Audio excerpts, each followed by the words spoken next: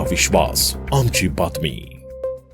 Ambad link road म्हणून ओळख असलेल्या सिडको हॉस्पिटल चौफुलीवर दररोज सकाळी आणि सायंकाळी भीषण वाहतूक कोंडी होत असून नागरिक, कामगार आणि वाहन चालक अक्षरशः हैराण झालेत।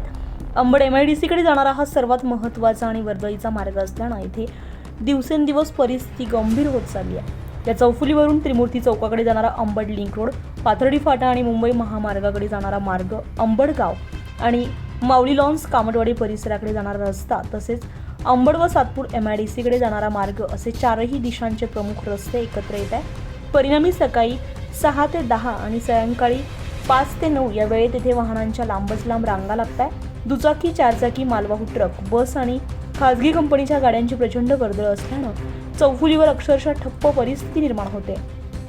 विशेष म्हणजे मागील 5 ते 7 वर्षांपासून स्थानिक रहिवासी आणि सामाजिक संघटनांनी येथे वाहतूक सिग्नल बसवण्याची सातत्यानं मागणी केली आहे, मात्र अद्याप कोणतीही ठोस कार्यवाही झाली नाहीये। सकाळी 6 ते 9 या वेळेत वाहतूक पोलीस अनुपस्थित असल्यानं परिस्थिती अधिकच बिकट बनते।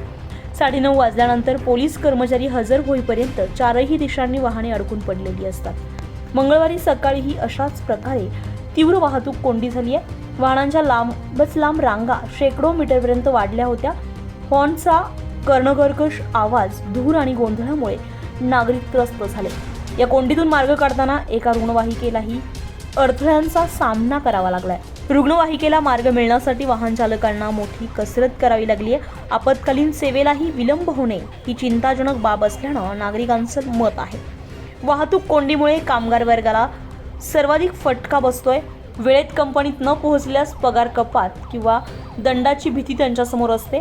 वाहतूक कोंडीमुळे इंधनाची नासाडी, वायू प्रदूषणात वाढ आणि अपघाताचा धोका वाढत असल्याचीही नागरिकांची तक्रार आहे। चौफुलीवर योग्य नियोजन, सिग्नल व्यवस्था, रस्ता रुंदीकरण किंवा सकाळच्या वेळेत कायमस्वरूपी वाहतूक पोलीस हे तैनात करण्याची मागणी जोर धरू लागली आहे। एकूणच अंबड लिंक रोडवरील सिडको हॉस्पिटल चौफुली ही ट्रॅफिक जामची कायमस्वरूपी समस्या बनली असून प्रशासनाने तातडीने उपाययोजना न केल्यास नागरिकांच्या रोषाला सामोरं जावं लागेल असंच चित्र सध्या दिसून येत आहे। ब्युरो रिपोर्ट, आपलं शासन, नाशिक।